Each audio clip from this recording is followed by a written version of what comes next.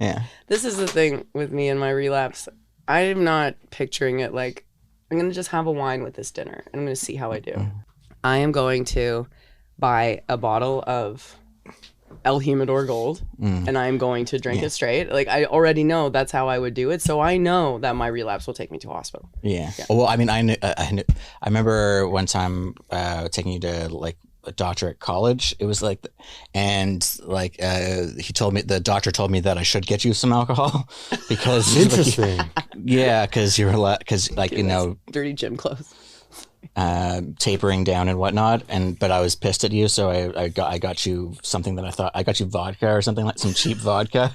Because I was like, I know you want tequila. I'm not going to get you tequila. What a great fuck you. Oh my God, I had no idea. That is such a great fuck you. I've not heard this story yet.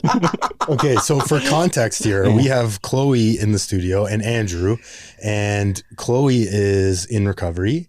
And Andrew got to witness both sides, the addiction and the recovery, right? So That's you right, guys were yeah. together, or Yeah. why don't you describe your relationship to everybody so that before we get into these great stories? Sure. The relationship today? No, what it was, and then Oh, okay. yeah, I guess what it is today. It was love at first sight, honestly. Yeah. I was crazy about you like pretty instantly. Yeah. We met at like a wedding function. So I was going to be maid of honor, then demoted to bridesmaid because I could not stop drinking. But I was in the wedding party for Danielle, who's now his sister-in-law. It's true. Yeah. And Still. Yeah. Yeah, still. And I remember walking up to Andrew after like an engagement party at a house, all of the events that you have leading up. And he just felt comfortable and he felt kind. And I felt really out of place because I was already dealing with a lot of shame over my using, but I wasn't admitting that yet.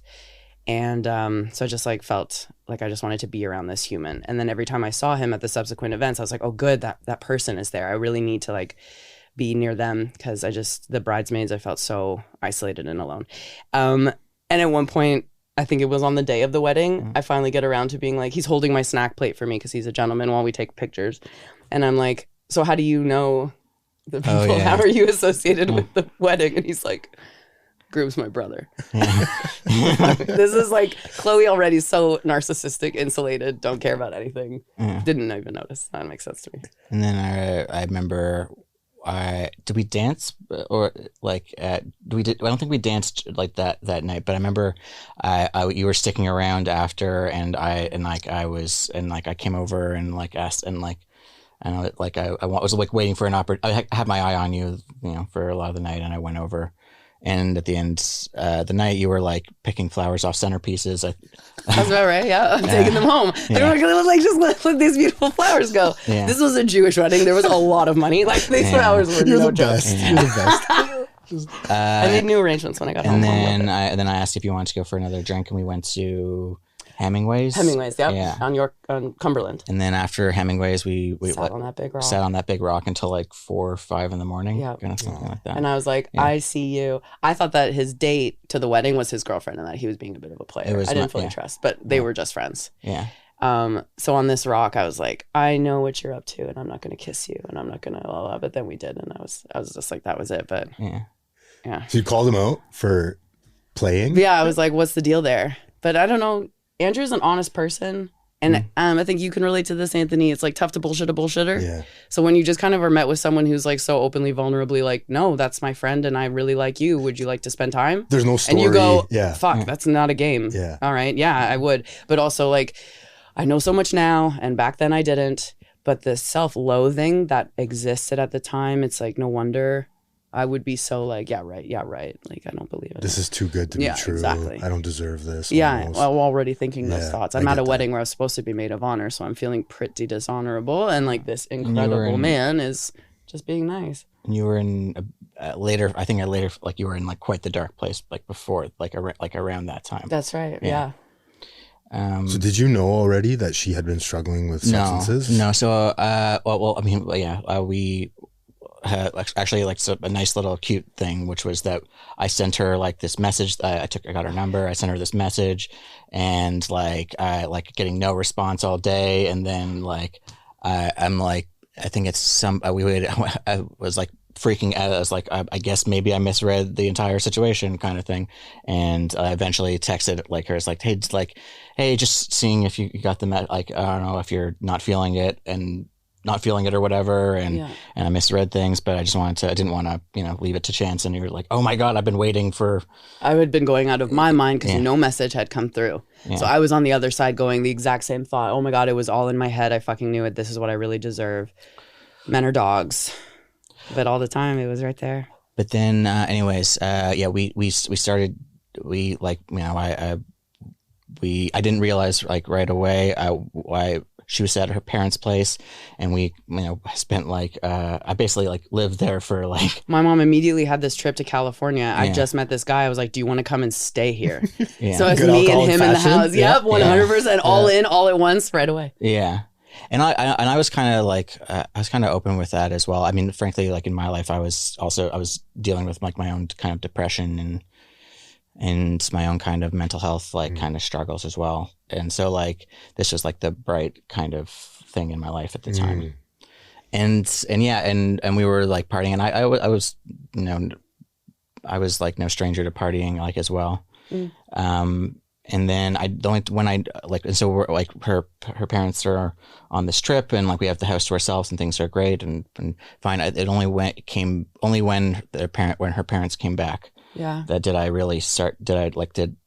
things start to notice, because of the family dynamic, all the internal like drama and dynamics, like in like mother daughter dynamics, and like just toxic, unhealthy kind of patterns that they were in. Like I kind of see it a lot clearer. And then also like when like I was partying a lot, which at a time then I had to not party because I had to work, and then she kept going, and then that was like also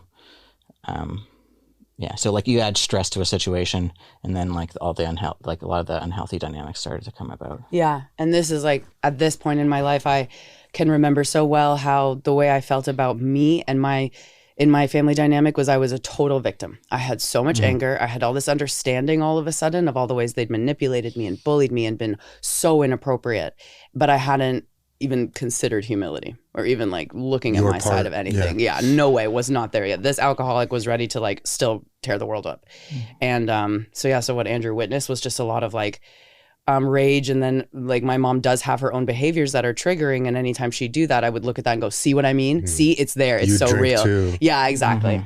And like he's not being a bad person by being like, oh yeah, I see it because he did. But it's also like, I don't know if I can say, but little did I know, he was just like giving fuel to this fire. That was like, that's right, I knew it. And now I found someone to validate all this thing I've been feeling. Yeah. And I mean, any guy would in that situation, you want her to like you at that point. You're like, I want her to like, and by that point, like when I start seeing the dynamic, I also see your adding to it. Like it takes like one dinner before like you and your mom have like an all out screaming match.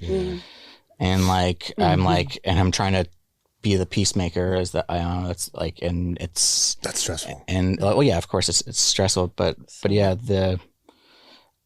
like I saw like, I don't know. I was just trying to, it's like, okay, maybe, all right, maybe, I don't know. I was in a situation that I wasn't really like ready for, or wasn't really I capable of managing, like but I didn't know that I wasn't capable of managing it very well. So I was just like had an over confidence in my ability to like help the situation or to manage the situation, and then and that kept me going as well. And then also like the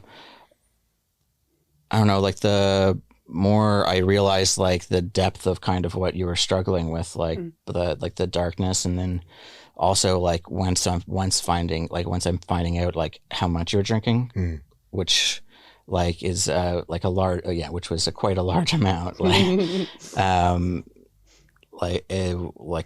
don't know, I felt like I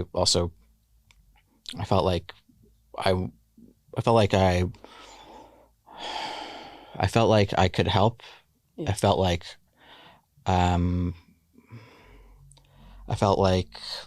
it would be. I felt like I can't, like I'm in a unique position in this person's life that can help in some way, or that's what I thought. And so like I thought it was responsibility to help in that situation. And then I'm not sure what led to like that first conversation about you not having to like cut to not drink, like, or like that, like this was a problem. Yeah. But like, yeah, like it wasn't like, you know, there's like going out and partying drunk, and then there was like blackout and not talking, not being cogent, not being clear at all, and like then and like the meanness that came out and all that stuff. And I was like, okay, this is a problem. And like I was trying to like talk through some of like the mental health, like the like unhealthy dynamic stuff of it, parts of it, but I think at some point I realized that the alcohol, like, I don't know, you'd have like long discussions and that would all go to waste, or at least seem, because there's no memory of it the next day, and kind of. So this sort of like high resolve in the moment of like, I'm going to change, I'm going to do better, or like this is becoming a problem, and then just forgetting everything that's happened. And then there was like, I think for also, I kind of became this person for you that like this, I was like this black and white, like I was either a saint, like an angel that came to the, or I was like the devil and like the, like, you know, specifically cruel, and the, you know, the target of that. So like I saw that and yeah, like, I don't know, it became like a somewhat of like an emergency situation for me, not like in like an acute thing, but like this whole thing is like an emergency situation, and I like kind of took it on myself to kind of help, and I don't know, I hadn't felt like I'm sure part of it is like the dramatic stakes that were involved as well, but there was love like there that like I hadn't felt like before, which is a very overwhelming thing as well. So it was a lot of stuff going on at the. But do you remember when we or you decided that we should start like dealing with this alcohol thing? This episode is brought to you by Google Health. Stop chasing someone else's definition of health. What matters is what's healthy for you. Google Health offers a new kind of coach built with Gemini for effortless tracking, sleep insights, and holistic coaching tailored to you. Visit googlestore.com to learn more and start a new relationship with your health. Requires Google account, Google Health app, internet, and Google Health Premium subscription. Features subject to change. Availability and results vary. Not intended for medical purposes. Works independently of Gemini apps. Check responses for accuracy. If we knew more about our sleep, what would we do differently? Would we go to bed at a consistent time or take steps to reduce interruptions to our sleep? With Sleep Score, Apple Watch measures your bedtime consistency, interruptions, and sleep duration. Then, every morning it combines these factors into an easy-to-understand score from 1 to 100. So you'll know how to take the quality of your sleep from okay to very high. Know your sleep score with Apple Watch. iPhone 11 or later required. Here's what I remember. Oh, sorry. So one, I want to say, and this is not in any attempt to save my own hide, but just as like kind of interesting. I definitely remember, I have flashbacks of moments when I am like berating you. I'm like standing over you. I'm saying awful things. And I'm like putting chairs in front of your room so you can't leave. I'm like doing all of this really messed up, abusive, creepy stuff. But I can never remember the train of thought that brought me to the part where you were a monster. I can remember the part that brings me to the part where you're an angel, no problem. But for some reason, when you say that that's how I saw you, I take you at your word for sure. Yeah. But I'm like, honest to God, of all the people I was so mean to when I was drunk, I cannot remember what my brain managed to come up with to convince me in that moment that you were the devil. But back to the point. Interesting. Yeah. Back to the point. I remember one time it just, you know, the amount just got to be too much. I still don't have any understanding of how withdrawal works, but it's like every once in a while, and this was the beginning of it becoming shorter and shorter windows between like starting again and getting to this point of just like throwing up, just cannot stop. I'm in so much pain. I'm in so much stress. And I asked you at that apartment by Spadina and whatever. The boathouse? The boathouse one Yeah. that's actually like on an angle. Yeah. Yeah. I asked you, like, you're like, do you want me to call 911? And I was like, yeah. Yeah. And I went to the hospital. He stayed in my hospital bed with me, like, even though there's no room to do that, like, just like so much dedication and so much kindness because it was the first time. Yeah. That's the thing. Yeah. And like, this is what I put everyone through, including the people at North York General who are like, you have like a frequent flyer card here, Chloe. We're not going to treat you the same way all the time. Yeah. But I think that happened. I'm super scared. You're super kind. I'd like to think that anything like that would teach anybody, but I don't understand this disease yet. I don't understand yet that it's not going to be enough to teach me, no matter how bad it is. But was it after that hospital visit? Because my next memory is you saying, listen, like, do you like living this way? I don't know how else to ask that. I'm not trying to judge you. This is just my memory where I'm on the floor of like that living room in the boathouse. Yeah. And I'm like, no, it is like exhausting, or what do you think? And and so you're like, why don't we do this? Why don't we just call women's college hospitals really nearby? Yeah. We'll just go in there and we'll ask them, like, would you be willing to do that? And I was like, yeah. And you were like, and I tell people this story about how you were like, we can go to the LCBO after, like, I'm not trying to tell you have to stop drinking today. Yeah. Would you like to talk to someone? Would you like to change? Yeah.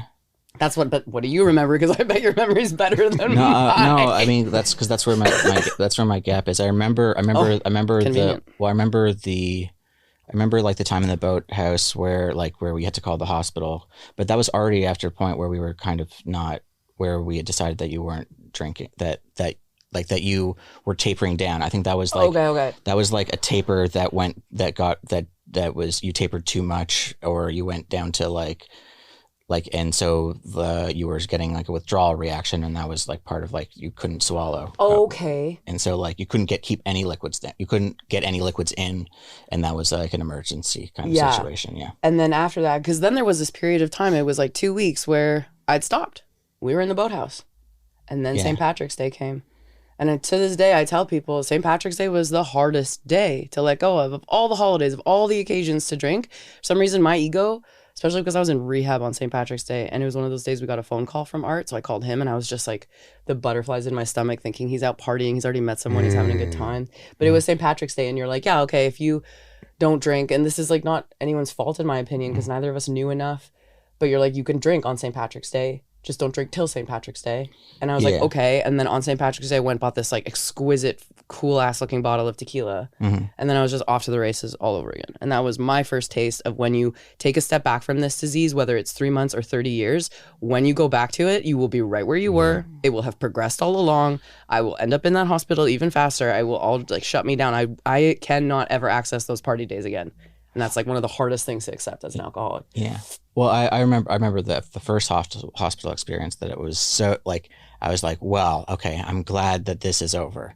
Like, I'm glad that this we've dealt with this. This is This is the beginning, man. Like, if I was only a witness to it, and like saw how horrible like this whole like withdrawal experience is and was, and if you had any of the effect like it that it did on me, surely this will be it. This is the last. It couldn't get worse. It couldn't get worse. You're a normal person who's like, who would want to do that again? Yeah.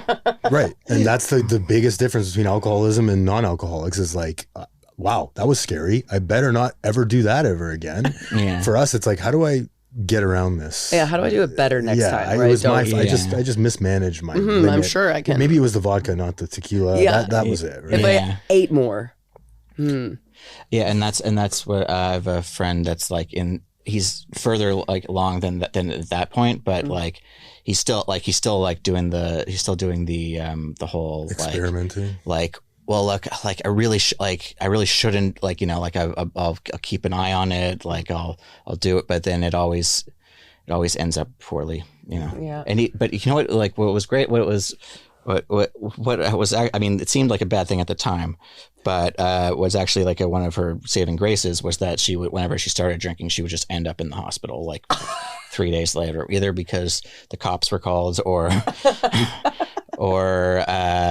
I got so sick. Or you got so sick that you couldn't, that like, yeah. There wasn't anything else to do. Yeah. And you were, and if you were, whenever you interacted with like an EMT or like a police, you were very belligerent with them. So, no, me? Oh. Yeah. I remember one time she was at like, this was later on. This was like we had broken up, or we had, but she was at my place, and she was causing she was causing a scene, and that we were like having a fight. I think this is maybe like not barricading the doors, but like I was hiding out from you in my room, and like you were like kind of on like a bit of a rampant. And anyways, I can't remember what ended up. I think you like I can't remember why the cops were called. I think that you called them. Sounds about right. Yeah, I'm like, take me away. I think this was like you with an unreasonable confidence that they would have your back. Oh my God, yes, that's me. That's me for sure. I remember so much being like, especially as I met more alcoholics, I was like, I'm going to call my friends from rehab. Watch out. They get me. Yeah, exactly. You're in trouble now. But every time, and if they even picked up the phone, they'd be like, hi, Chloe. What's up? Yeah, I'm not going to help you. All right, bye. Like just like that. And I was like, okay, that's cool. Bye. Yeah. Okay, another one. Oh my God. But yeah, I remember like they were taking you to like they were like I think they then got the paramedics there, and then they were taking you away, but you were like shit talking the police officers, and oh yeah. And I remember seeing the police officers at the door after they'd already taken you into like the ambulance, and like it was like some people, it's such a lovely day, such a nice. She said that? No, the police officer. It was like, some people got a chip on their something like that. What are you gonna do? Yeah, what are you gonna do? And it was very sweet. Oh, what was your concept of addiction and alcoholism at this point? that's a good question. I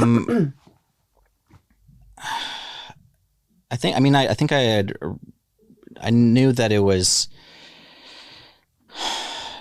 like usually a mask for usually a solution to another problem. I think that was clear, and at that point, I had done like a fair amount of research like into it. I didn't realize like how persistent I definitely didn't realize how persistent it was. I don't know.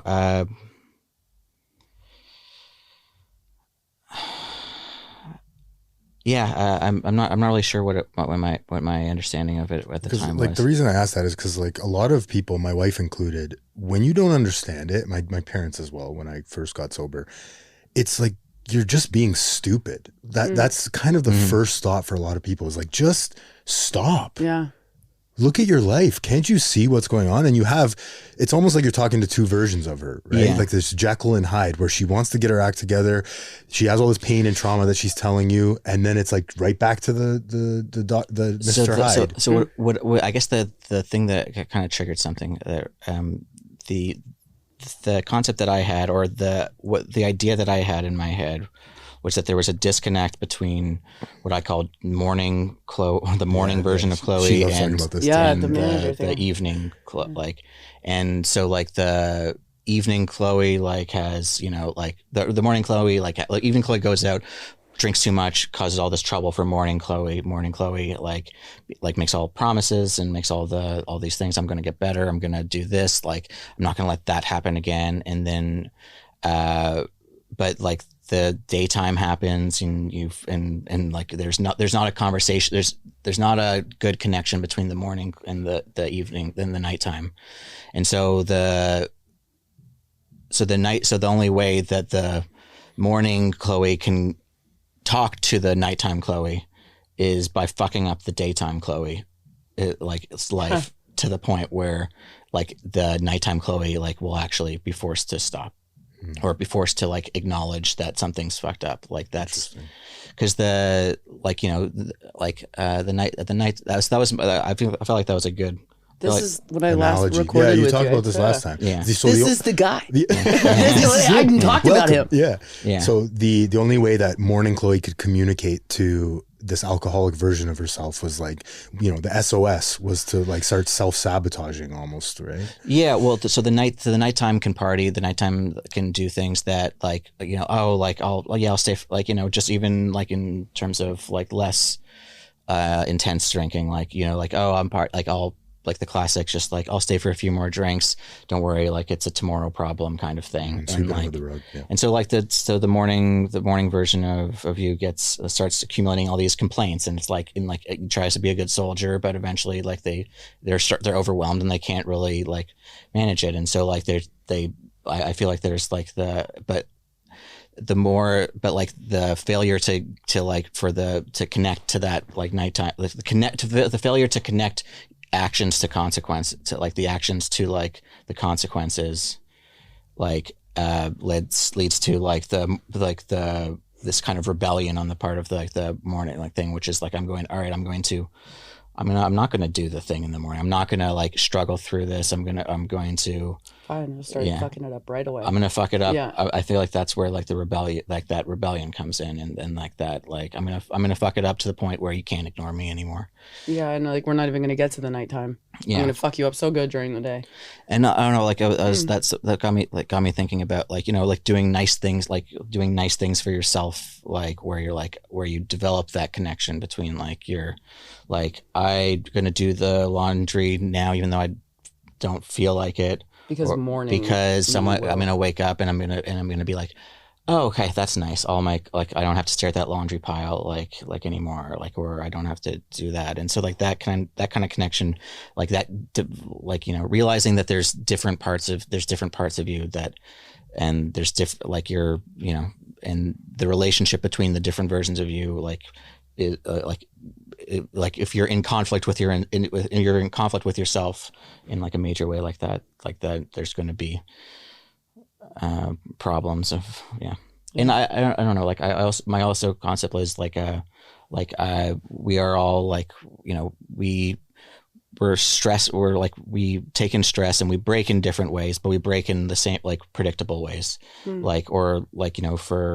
For Chloe, it was, alcohol, and earlier, cocaine and stuff like that. And for me, like it was a little bit that, but more so like I'll get like anxious, and, like anxiety and depression will be I'm more of like an internalized kind of like that's where I break. Like that's how I break, and it's not, and that's how, and your like alcohol and substances and, like anger was how you broke. Yeah, wow. And I guess what I'm thinking about is just reflecting on your immense capacity for compassion as someone who doesn't have alcoholism in their family, don't really know much about it, but here's this person, they're really struggling. And you can even see these separations of night Chloe and morning Chloe, and the only way they can communicate is, and meanwhile, I'm just like a tornado of chaos, not understanding fully how, because I love you, I still love you. And at the time I loved you then in that fiercely deep way. And I would watch myself sneak alcohol in your apartment. I knew where it was hidden. You didn't know it was there. And it would feel awful. And that question of how can I do this to someone I love would come to my mind. Yeah. But it's like I never thought about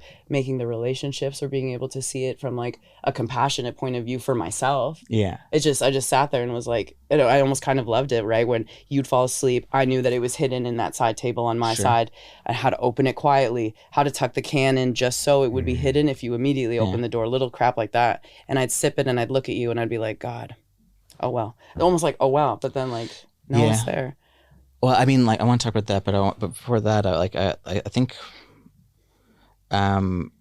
like you mentioned the compassion. It's not like it was this pure compassion. Like I saw in you a dark, like I saw similar things in like I recognized myself in you in like a lot of ways, and like I saw like the reasoning and like the way that that your addict's mind kind of was dealing with all this pain and this like disappointments and like and all these feelings.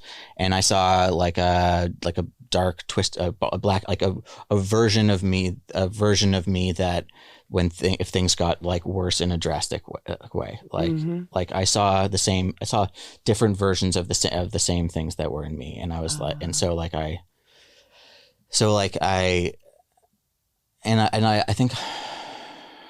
think I also like saw, I don't know, I think that's kind of, I realized that like you're not like a separate thing that I can say like, oh no, you like that's not me. Like that's that's something else. Like I don't have to like, it's like, oh, like I could end up in like as dark a scenario given the right environment and the right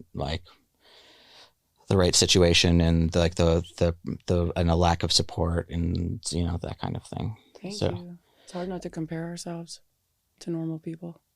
To be like, you're so fine and I'm so wrong, but yeah, it's ego. That's when you're thinking I'm special. Well, I mean, remember like that I mean, you wouldn't have talked like this at the time it was happening. No. I am special. Like my wife fucking hated me for a long time, right? And that's, how could you not, right? Yeah. You're 1 minute I'm crying on her arms and telling I don't want to live this way anymore. Yeah. And the next I'm out disappearing for 3 days. Like what? How do you deal with that? How do you love somebody like that, right? Yeah. It's difficult in the moment, So what were some of the things that you did to try and help? And then ultimately, like, what did you learn? And then what happened, I guess. And we're live on match day as Doug reaches for a buffalo wing. He's got it! Oh, and he's gone for a can of Pepsi too! What a finish! There's no doubt about it. It just tastes better. Match days deserve Pepsi. Marvel Television's Wonder Man, an 8-episode series, now streaming on Disney+. A superhero remake, not exactly what we'd expect from an Oscar-winning director. Action! Simon Williams, audition for Wonder Man. I'm gonna need you to sign this, assuming you don't have superpowers. I'll never work again if anyone found out. My lips are sealed. Marvel Television's Wonder Man. All 8 episodes now streaming, only on Disney+.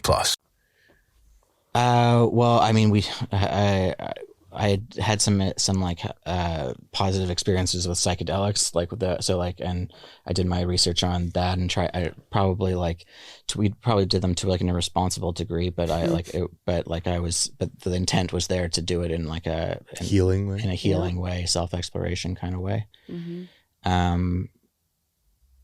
But yeah, that was part of it. And then did you go to a retreat or something, or you just did it like in your apartment? Well, we just did it. Like I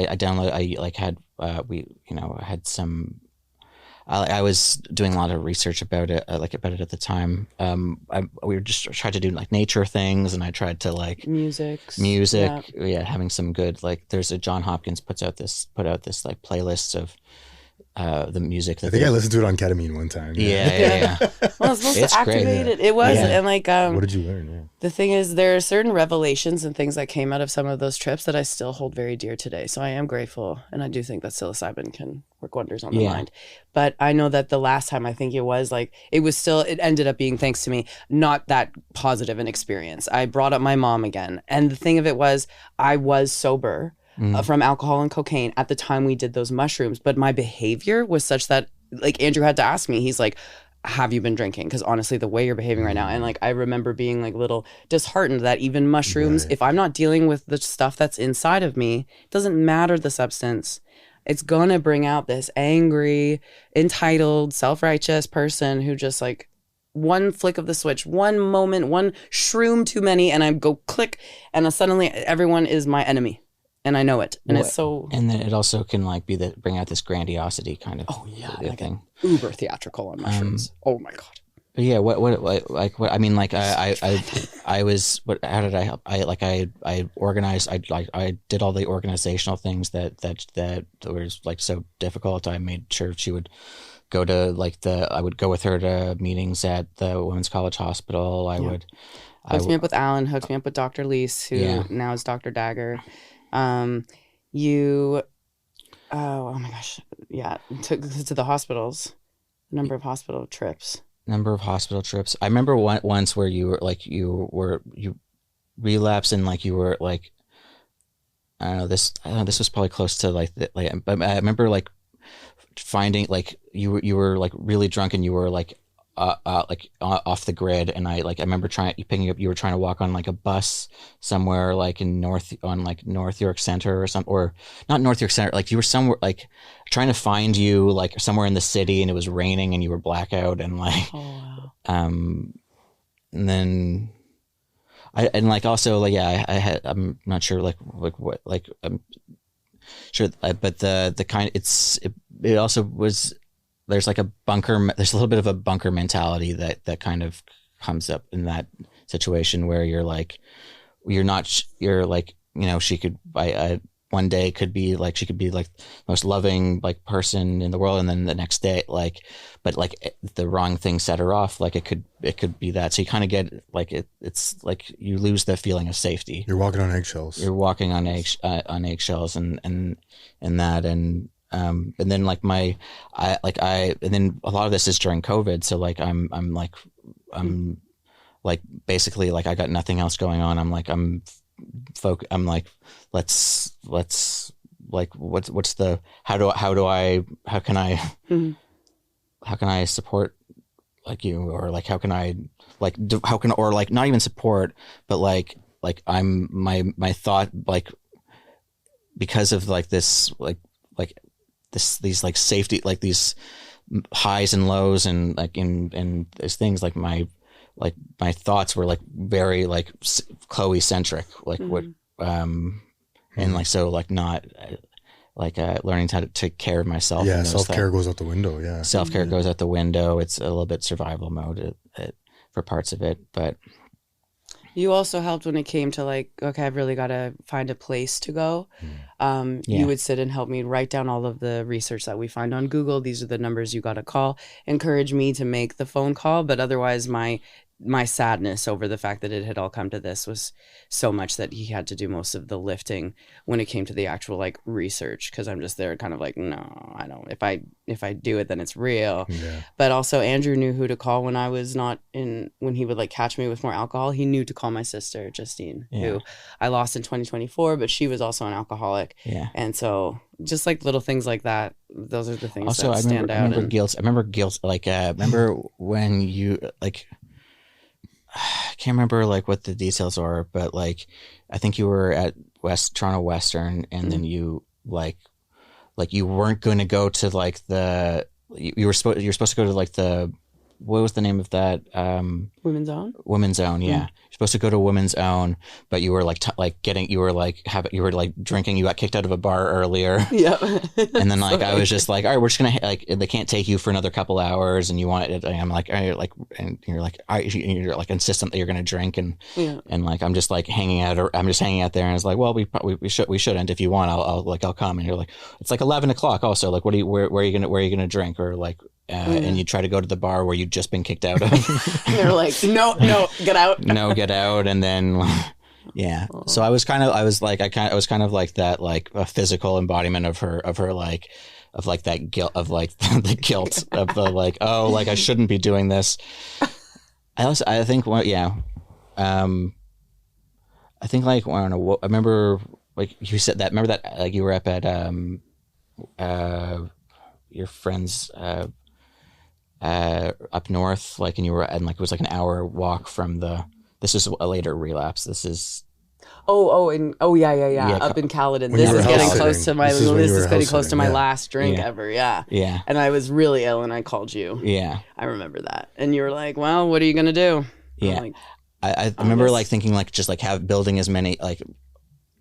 One idea I was proud of was just building as many off ramps as possible to like, okay, yeah, you're gonna go get a drink, but like, you know what, if you decide not to, like on the way, don't, like all the black, like trying to break up the black and white thinking, try to like give, like have like the, like, okay, well, if you know, there's always like a way to kind of go off this, right? Like one, like, you know, like if you decided to do this, or if you know, if you like, it doesn't have to be like you have literally an hour walk to the liquor store. Like, does it, like, do you have, like, you don't have to, like, you can like rethink things along the way. Like, you don't have to like, once you've committed, you're like, I'm just 100% like down for this. Like, you know, allow your own like kind of, you know, give yourself as many like off ramps as possible, I guess. Yeah, like hope. There's more than one answer to this problem. Yeah, right? Or even just jogging that brain to be like, think about all of the ways. It's almost like taking like, alcoholics love to be like sneaky and manipulative, but it's like, how can you be sneaky and manipulative like against your own instincts or your own impulses? Maybe that'll work. I remember like I never tried to catch, like I knew that you were sneaking around, like that you were sneaking alcohol. I mean, like I didn't know like officially, but I never made an attempt to like catch you. Yeah. Like, and I told you that, like, I was like, I felt, I don't know if this was, but like instinctually, I think I was like, you're getting some enjoyment from like the fact that like I'm beating you at this thing, and I'm like, I'm not even trying to play. You're like, yeah, this is kind of obvious. You can, yeah. I mean, like also what I mean, I think like addicts or like they think that like they're this, they can like fake it. They think that like they're the same person like from before to after, when clearly when they're the outside, your mannerisms, your voice, so much of you. And so like I learned at some point that like if I'm just like feeling shitty and nervous, then like she's probably drinking. Interesting. Yeah. But yeah, we think we can hide it, right? Like, yeah. well, from everybody. And, I was thinking about this the other day, but I had this experience with benzodiazepines a lot, which act on the same receptors as alcohol. But the thing with benzos is when it used to happen to me is you would get so high and you would think that you were sober on them. This is the one drug that kind of makes you feel a sense of sobriety. And I would go home and talk to my wife after a night of partying and taking benzos to come down, and I would start talking like this, and it was like a normal, and I would talk like that at 8 in the morning, and she would start to film me after a while, because I would literally think that I was normal. She's like, you're slurring your words. No, I'm not. What are you talking about? She would start to video me secretly, and I would watch the video back. It's like, like, who is this person? I had no idea. I thought I was hiding it from everybody. Yeah. I remember one time Andrew telling me how, and of course this kind of thing like sticks. He's like, I can usually tell within the first couple minutes of a phone call which Chloe I'm talking to. Yeah. Even though I would call thinking like, I haven't had that many yet. I'm in a good place. I'm just going to like charm the pants off of him and go and hang out. But he could already kind of like maybe hear it sometimes. But yeah, it's that belief that. Well, it's it's also like a danger signal, right? It's like your gut. It's like Just know like you're not. like okay, all right, this Hi, and even Chloe. if you don't recognize it like explicitly or fully consciously, it's still like and then learning that meant that like, oh, something's up. Yeah. But then also like sometimes I could tell that you were like drinking more during the phone call, and you would talk for a long, like long. We like to time. talk when we're high. I know, you really do. We're drunk. Yeah. You know what? High I'm gonna smooth this situation over. I can talk my way out of this situation. Yeah, right? the more I talk, the better it'll get. Just Right? through more me. Yeah. You know. It's a sideshow. You're literally spinning plates. Right? Oh yeah. Like it's just 100%. And it's exhausting. It gets exhausting. So okay, walk me through. Was he there on the last day that you went? No, into he was not treatment there. We had not been dating for a time now. And to get there, but to go back, another way that he helped, there was, he's hitting a limit, I'm hitting a limit, is building to this. I'm supposed to go to like a sort of shelter or place down on Richmond Street, I want to say, by the Paramount Theater, Scotiabank, whatever it's called now. And I'm drinking. I like try to get in this place. Of course, all it takes is like one thing to be a little too difficult. And I just go, oh, I guess it's not meant to be. So then I leave and I get in this cab and I drink tequila in the cab, and the cab driver catches me and he goes, okay. And I'm like, I just got to go back to Andrew's. What else am I going to do? I tried. I told him I tried. So he like takes me back to Andrew's, but I give him this like so much money because otherwise he's going to like call the police or whatever. And I'm outside your door. This is what I remember anyway. I'm outside your door. I'm trying to find your keys to get the fuck back inside. Thinking to myself, like, good, I'll take a little break, I'll get more alcohol. But you're there and you open the door because you can hear me being a fool on the other end of it. And you just, this look on your face was just, okay. And it was like, that's it. Here we you go just again. like, yeah, you're like, called the Uber, you got in the Uber with me. Yeah. You took me to the that's fucking right. hospital. You're like, this is it. And I was like, is this over? You're like, I don't know. I'm not answering any of your questions. Yeah. Is it over? Are you going to leave me? Like always, every time it's just like run away with that until the consequences come. And then it's, oh my God, I just remembered what I matter, or like what I care about. Yeah. But now it's too late. But anyway, he drops me off at the hospital. I had like the one and only true blue, really severe, long drawn out psychotic break where I thought I was in an episode of Superstore. I could see the people from the show there, like total hallucination, auditory, visual, wild, like very, very vivid, real. And they were like strapping me into a wheelchair, and I just kept trying to escape and cackle in the lobby of this hotel or whatever because I thought I was like a part of this episode where we're creating a distraction. Yeah. And it took me a long time to even like tell Andrew that story because I was so embarrassed. Actually, it didn't take me as long as I thought it would, because I like ended up at Women's Own, which is a treatment center, by the way. Yeah, right? this is the detox, right? A detox center, and at some point, it was just sort of like really the beginning of the end. Certainly, I had more relapses in me, but I know from my story that this was where things started to change. I met like a nurse in that hospital who, in a moment, said like, "I know exactly what this is. You can do this. I have 7 years. You can do this." And he was like really incredible. But yeah, the break, I talked to Andrew. Andrew goes to Berlin. There had even been talk of me potentially going with you because I had been able to maintain some semblance of sobriety. Yeah. But then that quickly fell away. Yeah. You went to Berlin anyway, but you would call me from Berlin while I was in a detox center. And the way that helps an alcoholic like me, especially after just being through what I considered to be my most humiliating episode of thinking I was in that episode of Superstore in public. Like the fact that you were like off on this fabulous trip, but you didn't forget about me. I still mattered as a person. Yeah. You still checked in because you're like, you're probably sad, lonely, scared. But the fact that it was like you shared pictures of the beautiful things you saw. You treated me like a normal person in a bad situation. Yeah. And that helps in ways that are priceless, like invaluable. Yeah. This is keeping that self-esteem, what little is left, even slightly intact enough for me to make a small effort to make something of my life. The thing that does too, just to interject, because I had a woman sitting on the couch here that reminded me her husband was doing similar things.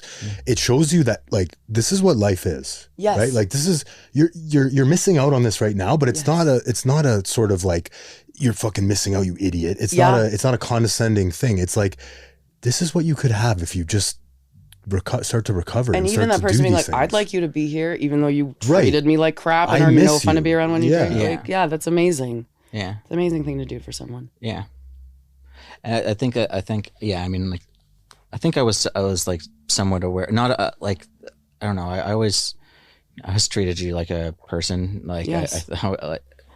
I think I also was when you were talking about that. I remember I attended like one Al-Anon meeting like during that time. I think I got the idea from another friend of yours. I can't remember her name. Cassidy is. Oh yeah. This is another normie friend who also was like. But she is like familiar with like she was like she and anyways I remember like the line that spoke to me so much was I asked the moderator or the chair and it's like, in your experience, like what and she had like a story that was beyond like what I could even fathom, but he's like, what in your experience like leads people to get better? And she's like, honestly, just losing things like is like that's the and like that real. I mean, like it gave me that one also gave me the I was gonna say courage, but also just the understand, just like the belief that like, okay, like that, like she won't like either. I'm not in control of like what she does after like I let go of her, like but like if I end this relationship or like then like that who knows, it might help. If you've ever blasted synth beats from your boombox or burned CDs for your besties, this one's for you. As people get older, much like their music tastes, their health needs change. AG1 is the simple daily health drink designed to deliver over 75 essential daily nutrients and pre- and probiotics to support energy, digestion, and mood, so you can make the most out of every decade and dance break. Learn more at drinkag1.com. At REI Co-op, we've got the gear that makes camp easy. A tent that sets up in seconds. A chair you could fall asleep in.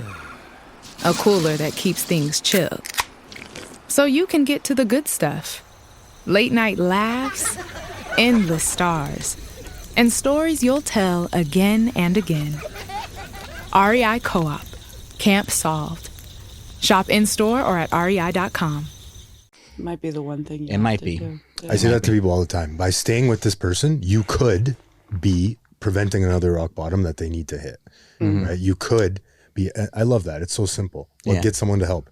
Losing things. Yeah. You're like, well, I know it's going to hurt her if I walk away. Just losing things that you know, you start, there's a thing in the literature that says a definition of rock bottom is when the thing you just lost or the thing you're about to lose is of greater value to you than alcohol. This, you're about to lose something or you just lost something that means more to you than alcohol, kids, family, whatever. Right. Yeah. So, we got to land this plane here. Okay. I guess, where are you guys at today? Like, talk about, like, how did you mend this relationship? I know you probably can't do that quickly, but like, how did that mend? Well, Andrew's willing to stick around, and he's a fighter, I can tell. Oh yeah, this guy. Real, maybe. I mean, I prefer endurance sports. It's a marathon, not a sprint.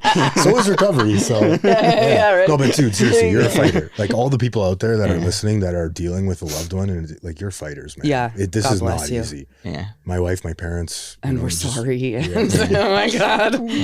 But okay. So I definitely wanted to get back with Andrew. Right, I wanted to mend things. I ended up meeting someone else. Tried that, and all just remained honest.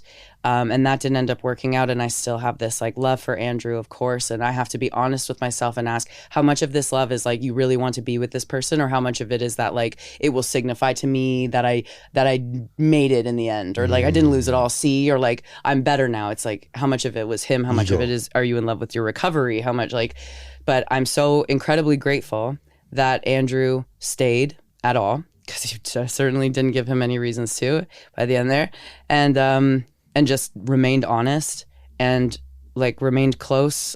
And also our the gym routine that we get to see each other once a week. We see each other in like a healthy like setting of us getting better and and shout out to our trainer D. Our trainer D. We told him we talk about him on the podcast today. We told him we'd shit talk him. But it's hard because he's not working.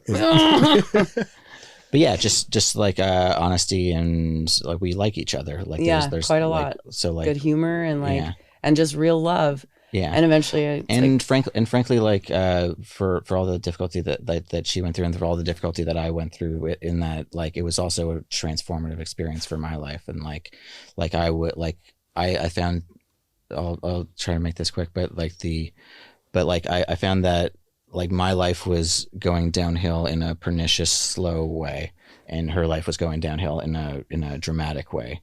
And like seeing that and dealing with that, and realizing like the opportunities seeing all the opportunities for like a better life that she was